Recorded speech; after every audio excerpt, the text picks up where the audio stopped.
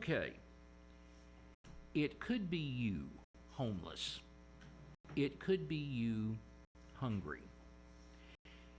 And maybe for a number of individuals out there, it could be you in one or both of those situations because you're struggling with a very, very special kind. It's a nice sounding, maybe to our ears, but to our hearts, minds, and souls, it is a very, very bad sounding word: addiction. And I've got someone, a very, very special someone in the studio with me today, and aspects of that. And I think I'm just going to turn it over to him and let him introduce himself and give some contact information about what he is doing. Hi, John. My name's Chris Gerhardt. I'm a substance abuse counselor. One of the things that I do, one of many things that I do, is I provide substances. My physical address is 201 West 4th Street in beautiful downtown Argenta, North Little Rock. 72114 if you need an address. Best way to reach me is at 501-4182. I have an email address. It's ChristopherHGerhardt@gmail.com. I have a website. It's ChristopherHGerhardt.com. Not very creative with that part. Okay. Well, now, where are you there, like, say, for regular hours, days, and hours of operation? I keep regular hours Monday through Friday from about 8 to 5. And I can do other hours by appointment. If someone needs to see me it's best to make an appointment. I am the chief cook. I'm the bottle washer. I do everything in between. I do everything in between. So it's not that your particular case is not important. It's that I may have somebody else's. I may have somebody else sitting with me face to face, and there are some things that are easier to do during normal than in the evenings. One of the things that I've done lately. I do Department of Transport. I'm qualified by the Department of Transportation to provide substance abuse evaluations for truck drivers, railroaders, people that work on the flight line, or something like that. And when those guys have a positive alcohol or drug test, they need to come see somebody. Now, you said come see. Now, do they have to come to you? Are you willing, say, to go to them? Or? I prefer if they come to see me because of some privacy, confidentiality. Okay. Part of the evaluation that I do with them, I do an in-depth assessment, but I also do an interview with their employer. And being able to talk with that employer is usually much easier during normal business hours than it is. And I understand people have to work and also need to be able to talk with that employer as part of that evaluation process. Okay. So once again, for the benefit of everybody, that it is much better if they'll come to your office here in town. Correct. Gotcha. I'm in North Little Rock. I'm in Argenta. Okay. But other neat stuff. The easiest way to get a hold of me really is to call me at 501-478-0182. Okay. Now, and once again, that's during regular business hours. Is there anything resembling like an emergency contact, after hours contact? I typically answer my cell phone most any time. But I am a family person and that sort of thing. Gotcha, so after about 10 o'clock at night, I'll let the voicemail get it. Gotcha. Now, I've talked with people who have worked in various outlets, halfway houses that deal with recovering addicts and so on. Sure. And usually there's been kind of a mixture of professional and personal factors or influences, however you want to describe it, that drew them in to this particular abuse counseling. Sure. What were some of those professional and, if you will, personal factors that kind of pulled you into it? Let's see. How do I say this correctly?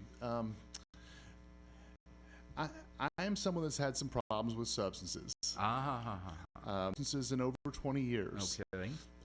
I've had some people that were very instrumental in helping me to stop. I've had some people that have been very instrumental in helping me to stay stopped and make some changes in my life. Gosh, I'm also someone that has quite a number of lessons. I started college back in 1983. I finished my bachelor's degree in 2002. So if you're not a mathematician, that's 19 years to get a 4-year degree. That tells you something about my life in between there. But I've gotten my 4-year degree. I've also a master's degree. I've also been licensed in Texas since 1995, I believe. Certified since 95 in Texas. When I moved here to Arkansas about 7 years ago, I got licensed here in Arkansas, and then I got and certified here in Arkansas. Addiction counselor certification through NADAC, that's the National Association of Addiction Counselors. Right. I'm also one of a few people that certified in tobacco cessation in Arkansas. Yes. Okay. Yes. Now, but we can go back to say, and I mean this in the best possible way, of experience. I have experience both professional and personal. Okay. And some academic chops. Okay. Now, let me ask you this: from talking to so many different individuals, okay, I've talked to people who in coming up with various programs to deal, say, with alcohol abuse, sex addiction, narcotics addiction, and so on, and at first, it may seem like the systems, the programs that they're really emphasizing, that they're really, okay, they may strike someone as maybe similar in some ways, but maybe not so similar in others. Are there any aspects of what you yourself are doing, whether it's the tobacco cessation, whether it's helping in other forms of recovery, of this type of counseling, that you're doing that maybe others in similar jobs, similar roles are not doing, or maybe not doing as much of? Well, I'll tell you, one of the things that I don't do, I don't accept insurance. Nor do I accept government payers. Okay. I really believe that unless people have some skin in the game, meaning they're paying for their own services. Okay. I really believe that if people pay for their own services, then it has value to them. So yeah, like if she is working hard and gets a good grade, and it's not just handed to the person for just showing up. Sure, entirely. I really believe that substance abuse counseling that is given to somebody for free and for no cost has almost no value to that person. Really? People have done some really well-meaning things in this area. However, about 15 years ago, I was working for a company in Waco, Texas, and we had two populations of offenders that were leaving the prison system. And one population of them, we charged that they attended and each individual session that they attended. And my thought at first was, my gosh, these people are not going to be able to do this. They're not going to do it. They're not going to be they're not going to be involved. I was wrong. I was flat wrong. Because these people were paying, they paid something to be sitting in that chair. They found that chair to be useful. An extra degree of responsibility there. Sure. I believe that there's a big piece of personal accountability. There's a big piece of personal ownership. When someone is, as opposed to treatment done with them or for them. Now, would that include, for example, let's say that there's what's been described as an intervention to get someone weaned off alcohol. They send the person in. Oh, I'm the wife, or I really think that the patient has to pay something. The patient has to give up something, even if that's giving up a pack of cigarettes. The cost of a pack of cigarettes. A pack of cigarettes is about $7 or $8 right now. I could get started on where we go there, but the price of the price of a pack of cigarettes has been cost adjusted for minimum wage ever since there's been a minimum wage. No. Think about it. Really? Think about it. A cost of a pack of conventional cigarettes these days is about $6 to $7. The current minimum wage is $7 something an hour. And the take home from that is, well, the take home from that is about $5.50 or $6 per hour.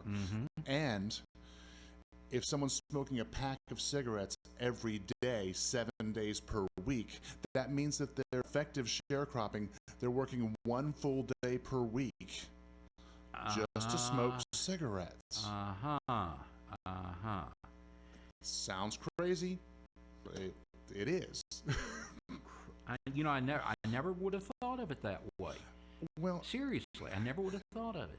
That's come through talking with a lot of people that are tobacco users that want to stop. Now, I was looking over some information that you gave me, and I don't know if this falls under what we were talking about. Maybe what other counselors are either not doing. I see that you put a very great deal of emphasis on having like a written game plan. Oh, sure. I really believe that people have to have some type of a schedule. We were talking about stability. We were talking about this beforehand. That that they have while they're incarcerated is they have a schedule. Every morning they wake up. Every morning they go get something to eat. They usually have some time in there to do some physical activities, some exercise. They become involved in some education. They become involved in a lot of different things. And a lot of times when they leave the incarcerated environment, they stop doing those things.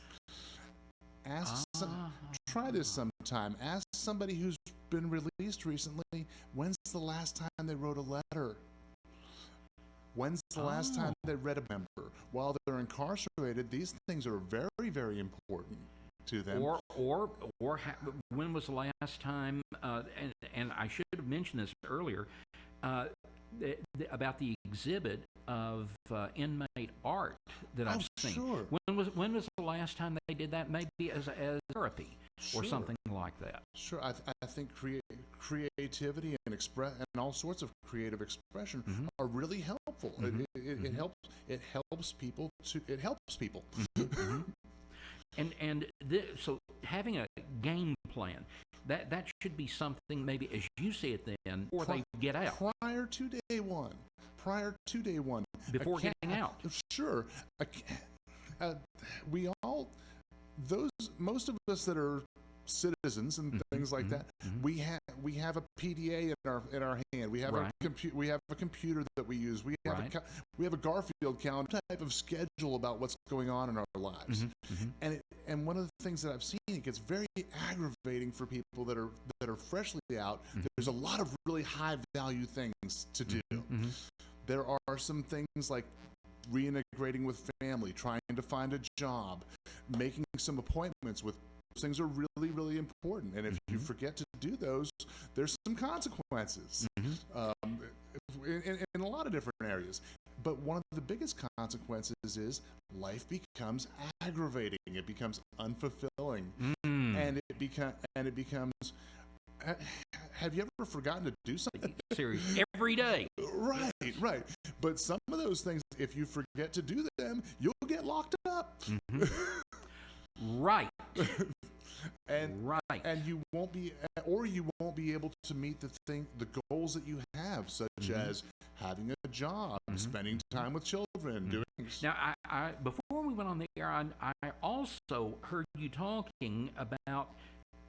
It's similar to when someone gets out of the military, service. Sure. There's in the military, and what I've noticed about. I've worked.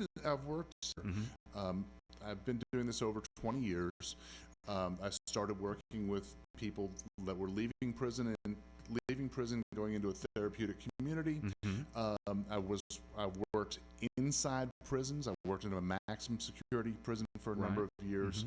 I'm also a veteran and a lot of times some of the same challenges are there, John. There's a lot of structure that's there in the prison system of wake up at a certain time, go to bed at a certain time, have 3 months that people get their needs met, get some basic needs met on a schedule. It may not be the best schedule for everybody, but it's on a schedule. And a lot of times when people leave a controlled environment or not necessarily personal discipline, but they lack the ability.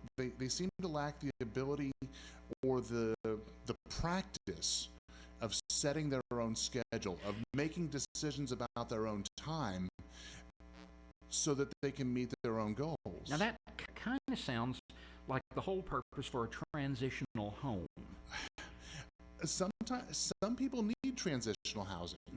Some people have not yet developed the skill and ability to make effective decisions for themselves. And that could, once again, that creates the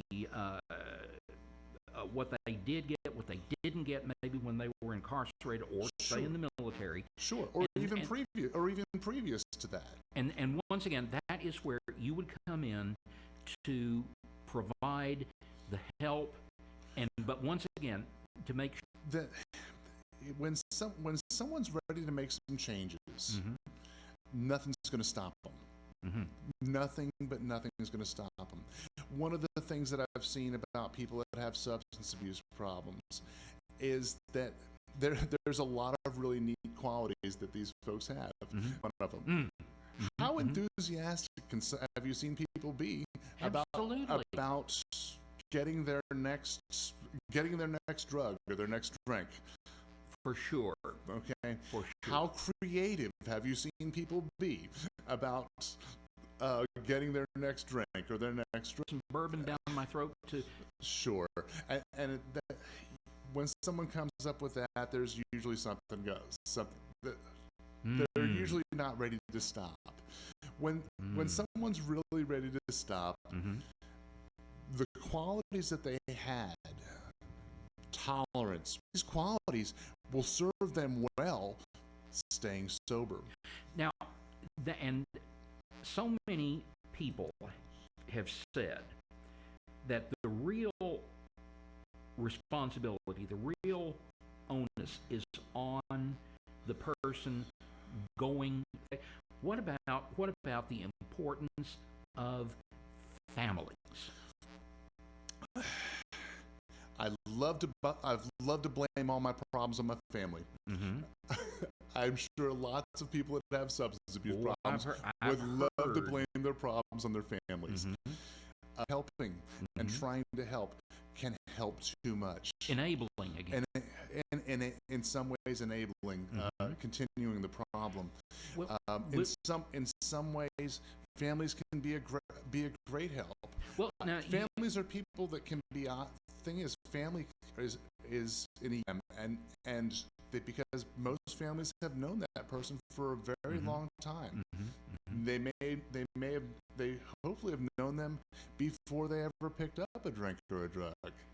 Now, and now you were talking about meeting with employers.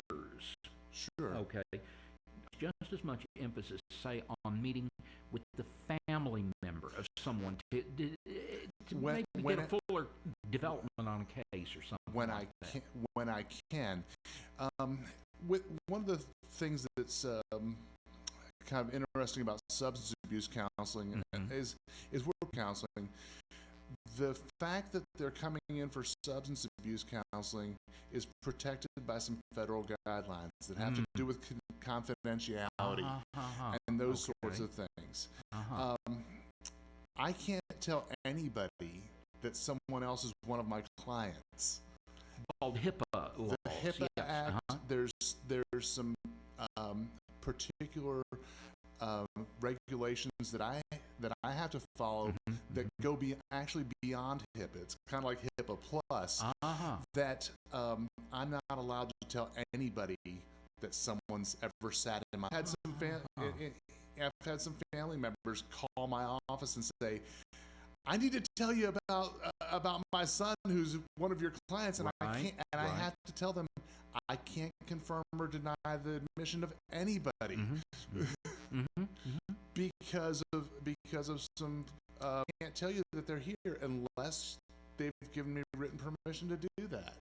And so there again, okay.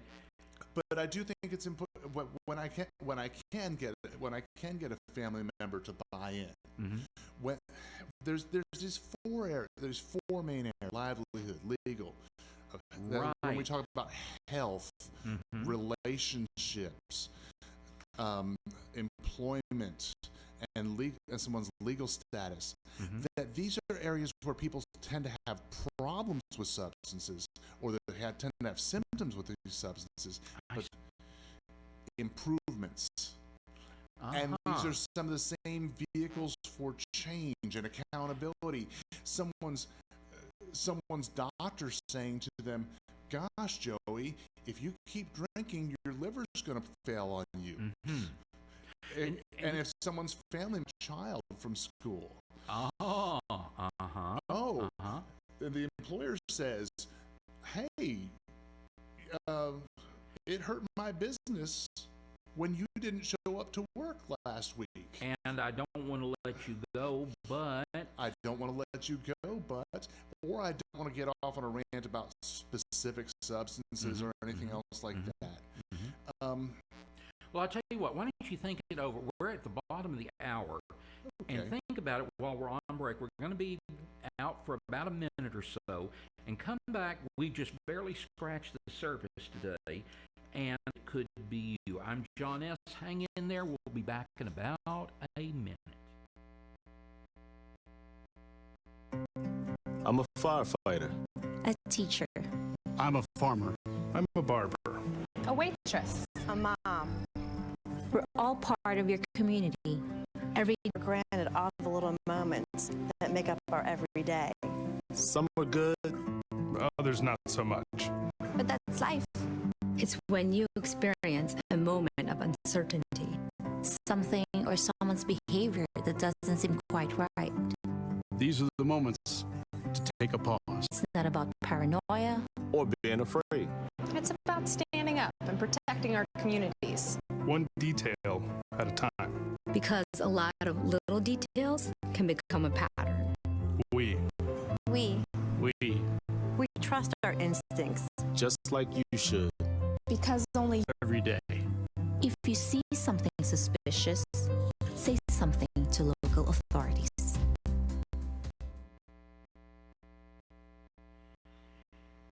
And welcome back to the second half of this week's edition of It Could Be You. We've been having an absolutely fascinating talk with a fellow by the name of Christopher Gerhardt, who is dealing with the very, very definite problem area called substance abuse counseling.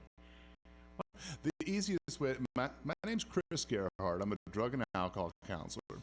The easiest way to get a hold of me is to call 501-478-0182. And online? Online, .com. My email is very non-creative. It's ChristopherHGerhardt@gmail.com. Okay. Now, before we took the break, we were just about ready to start talking about various areas, or let's say... Well, we were talking a little bit about that idea of 4 L's, and I think that's really, really vitally important. And when we talk about any kind of substance. Give the 4 L's again. Liver, lover, livelihood, and legal. And that would turn into... And that would be liver me would be see it. would be things like health issues. Even people that were selling drugs, they can get health issues. A liver perforated by a bullet is just as damaging as one involved in a criminal lifestyle. Their health is grossly Well, now, can be grossly affected. and that's where I've seen something else that you have summarized as people, places, and things, both favorable. This is something that I use from some of the counseling stuff that I do. Right. I usually have people make a list of people, places, and things that some are helpful and some are non-helpful. Oh, I see. Okay. That there are people that are getting loaded. Oh, this person drives me to drink. In other words. Either this person drives me to drink, this person encourages me to drink and drive. This person is just fine with me getting loaded. This person, the other thing that being around this person is a lot of fun. Being around this person, I have a lot of camaraderie with. Even if Sure, and a lot of even if that person has been responsible for some of the worst consequences that person is up to the people. I've talked to people that say my car knows its way to the bar. My car knows the way to the liquor store. It seems to go on autopilot, and I really believe that we have to find, because looking at it from the outside, you say, gosh, why would you ever want to go back there? But people are drawn back to those people, drawn back to those places, like a moth to a flame, because that's the only place that they know where they're comfortable. Getting back into old, if you will, habits. That's the one place. That's the one place, or the one group of people that they really fit in with. They have camaraderie. They have story together. They have remember whens. We all we have a trip that we took. Yeah. We have events in our lives that are very very favorable for us, and we remember those. And what we know about addiction being a brain disorder is that this was fun, this was good. Keep on doing this behavior, Right. because it makes us feel happy, it makes us feel whole, it makes us feel all the way together. So when people stop going to those places. Oh, but if I'm going to go through cold turkey and it's going to kill me. It's going to kill me, or I need to go back there and check in and see if I'm really missing what I'm missing. Those sorts of ideas. That's poison for an addict. That's poison for someone trying to get and stay sober. Well, then going back to what you do. Okay. Someone is starting to show those signs. All right. Sure. What results? It depends on the person. Case by case. It depends on the person, case by case. One of the reasons that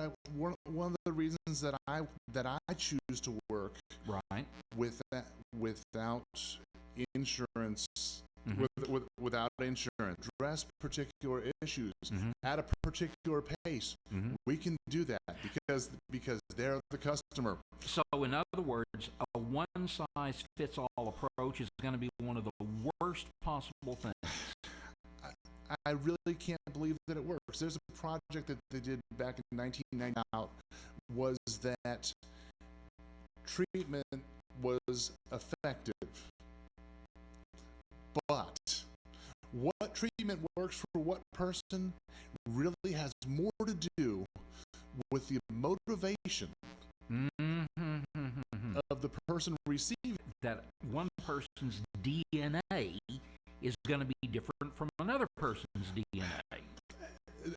I think heredity has some part to play in it, but I also believe experience has a huge piece of it. I believe there's a lot of have an addictive type problem. If they never use a substance, they won't become addicted. But someone who doesn't have the DNA and uses lots of substances really frequently, they can become addicted. Gotcha. So someone who are going to stand a far greater chance than anybody else of developing a problem with this stuff. All right. And now one thing I was really fascinated about before going on the air. Now, I've heard it said that so many abuse counselors are looking for signs that you are looking for, as you describe it, symptoms of success, or let's say, and I'm quoting you here, qualities that junkies, qualities that addicts have that can be made useful. Oh, continuing to try, working at something. I see people. They don't have a job and they'd like to have a job, and it's like, well, how many applications have you filled out today? Former offenders that they have a problem with one of the things that I've seen people have problems with is the box. The box. Right. And right. And okay. If the odds are that 9 out of 10 employers are going to tell you no, a possibility that 8 out of 10 could tell you no. If you've only filled up, if you haven't crossed that threshold of 9, if 9 out of 10 are going to tell you no, where's number 10? Where's the 10th? If you go out there and beat feet and show some persistence, you might not get the dream job right away. Right. However, if you get a job and you're on the job and you're working on effective door, if you go into a job, even a low paying menial job, and you treat that business as if it's yours and work hard at it, and you show up, you suit up and show up. The problem is, when someone's really interested in something, when do they show up? Early. They show up early. When do they leave? When sometimes only when they're told to. There you go. What are they doing in between? Or let's say they're prepping themselves. They're preparing themselves. They're getting ready. Taking on additional responsibility. Most places have some type of tactical manual. Most places have, if someone's really on it at WRAM with say, they're going to a 12-step group like Alcoholics Anonymous or Narcotics Anonymous or something like that. When they're really getting on it, they show up to the meetings early. There's a meeting before the meeting. There's a meeting, and then there's people that leave late. They sit in the front If you look at people who are going to colleges and universities, and the people who are ultimately successful at getting their degrees between, and in so doing, the potential is there for the managers, the people in HR, the bosses, and so on, that you generic, the editorial, you might have checked in time ago, or don't judge me by the one mistake that I've made. See the way I work. There. Watch the way I work. See how I behave. Watch me while I'm here.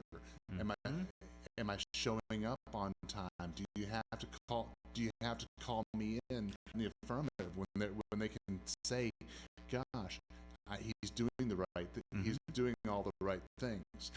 And I would also encourage people, and I've had this conversation with a lot of people, don't lie on the box.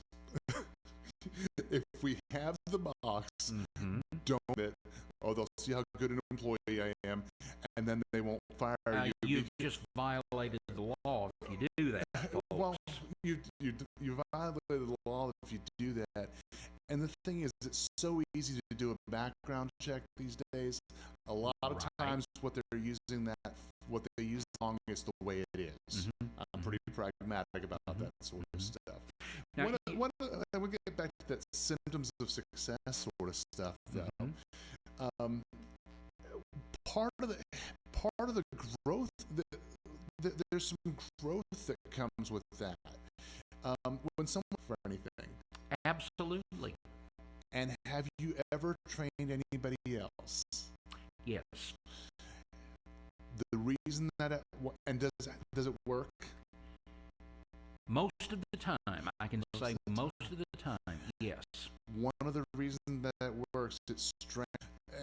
Part of the role of being a productive member of society is helping to teach other people. That's it.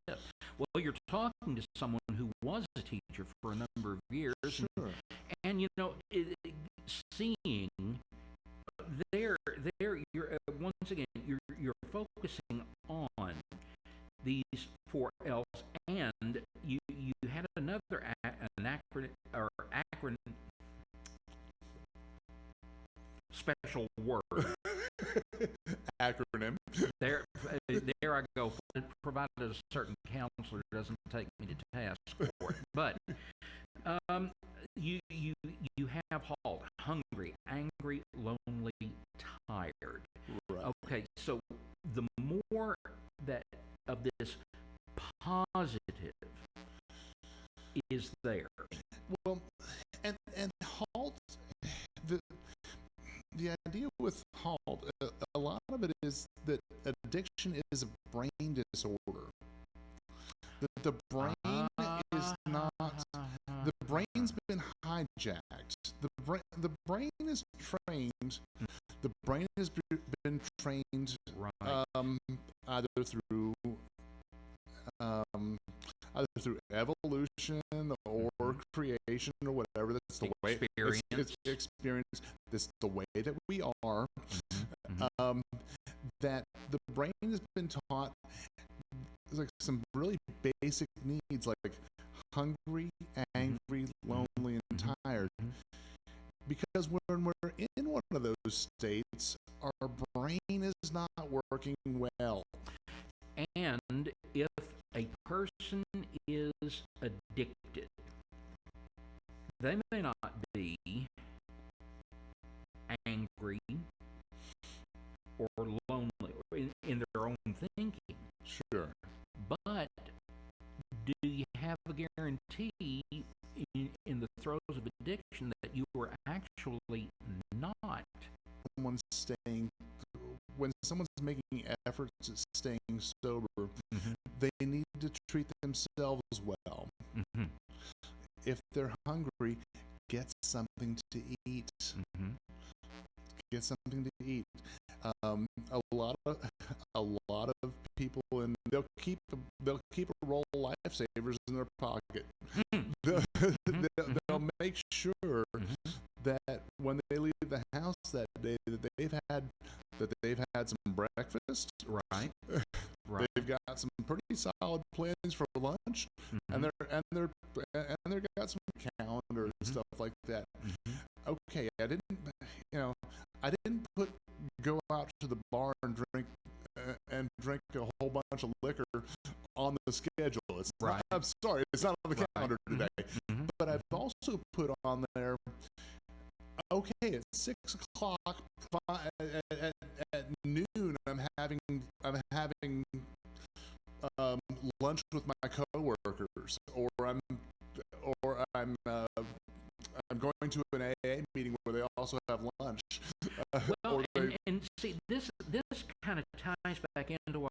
asking, well, be Oh, sure. important? Sure. One of those things, family, employers, all those people, they have a unique window on someone's life.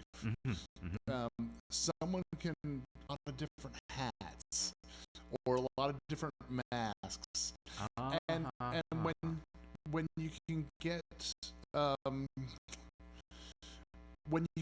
the people that matter in someone's lives talking with each other. Gotcha. Important to people. If you look at 168-hour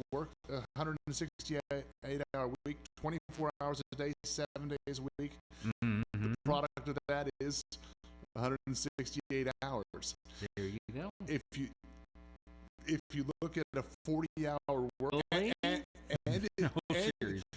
if you include the time that we spend on getting ready to go to work, on unwinding afterwards, picking out our clothes, making sure that our laundry is clean and our hair, an awful lot of time at work, and it's an awful big part of our identity. Right. And for some people, it's a means of maintaining a system of denial that, oh my gosh, I can't be a drug addict because a drug addict. I'm not one of them. 85-90% of alcoholics or drug addicts have never ever been homeless. A lot of them are on the verge of it. We're homeless people. There's, when someone's family and their employers and the people that matter in their lives. It may be the 12-step group, an AA group, a faith-based group, or a Narcotics Anonymous. Right. There's things like Celebrate Recovery and a lot of other things like that. Those become a substitute or a surrogate family. It's very possible to get a high that may be in the throes of addiction you got, but it's another kind of high, but it's it makes you feel just as good. I'm not sure if just have this fear of fearing. A lot of times we have this fear of feeling good, and that feeling good is bad, and is somehow bad. When someone's using substances so hot, the amount of the drug that it takes to become intoxicated, it causes either the neurotransmitter. There's usually two things that happen. Right. One or two things. They wear out their nerve endings in their brain, or their body has shut down making the feel-good chemicals on its own. So, and that is one way, and correct me if I get this wrong, that and still not feel as good as they did initially. And then when they stop using the substances, even the things that normally feel good, getting a paycheck without supervision, for some people that's a real big deal. Being able to complete a task that people know that it's in a different way. It might feel good in a different way, but the ability to feel good, the ability to feel good takes a while. It takes some time. It takes take some time. to literally clean up their act. Sure. There that I've read quite a bit on this stuff, and some really smart people, way smarter than me, Really? That and long? and even longer for some of the structural stuff to improve. 2 to 5 years. Wow. Before the brain structure, the nerve endings themselves regenerate. You know, we used to say once damaged, once an addict, always an addict, or once damaged, always damaged. Incurable. I think it's more than a little bit short-sighted. Interesting. I think that people can and do learn new ways of feeling good. They can and do learn new and different things. People don't all the time. For sure. People learn new and different ways of doing things throughout the continuum of their lives. Well, we're almost at the end of the hour, and I think we just scratched the surface. I need help. Mr. Gerhardt, I need help. Sure. What can you do for me? Well, what do you want to do, John? I don't do detox. I don't do medication. I don't do residential treatment, and I don't do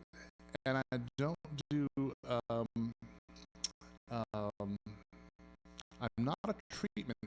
I do a lot of talk therapy with individuals about what it is that they want to address in their lives. Right. It has to do with their substance use. One of the areas that I've done a lot of work, railroad folks, people on the flight line or pipeline operators. Gotcha. When those guys are in a little bit different class, sometimes when they have a substance abuse problem, it has to do strongly to get back to work and that sort of thing. I have some people that I see on an individual basis, on an individual fee-for-service basis for substance abuse counseling, that for one reason or another, anybody else to know that they were ever there. Some people, I also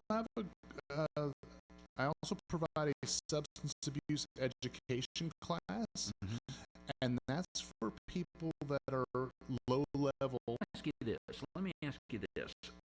You do a very great deal of the one-on-one work. Sure. And you just said a sort of magic word a moment ago. You said the stigma that's still attached. Oh. It is something inside you, something of a physical nature or a biological nature that's gone a little haywire. Okay? What, as you see it, what can they do that would influence your work and make your work better and more effective? Encourage people to get involved in treatment. When that family member, that spouse is not doing the things that they're supposed to be doing, they're not fulfilling their roles. So I could use the word be proactive rather than reactive. Proactive rather than reactive. to encourage some people to get some help. Okay. All right. I hate to say it, we've only got a couple of minutes left, but one more time, let the folks out there know how they can get in contact with you. Okay. I also have a website, ChristopherHGerhardt.com. My email address is ChristopherHGerhardt@gmail.com. And one Friday from 8 to 5. right. I answer my phone up to about 10 p.m. I'm a family man. So Okay. I don't do very many midnight phone calls. Of it could be you. I have the strange sensation, not only am I sort of getting a pretty good idea as to the methods that you use to get people to learn. Door is open. I'm not saying so much the door to the studio, but the door to it could be you is open Sure. for you to come back on, and we need to talk more. The folks out there need to, okay, it could be you homeless. It could be you hungry. And maybe for a number of individuals out there, it could be you in one or both of those situations because you're struggling with a very, very special kind. It's a nice sounding, maybe to our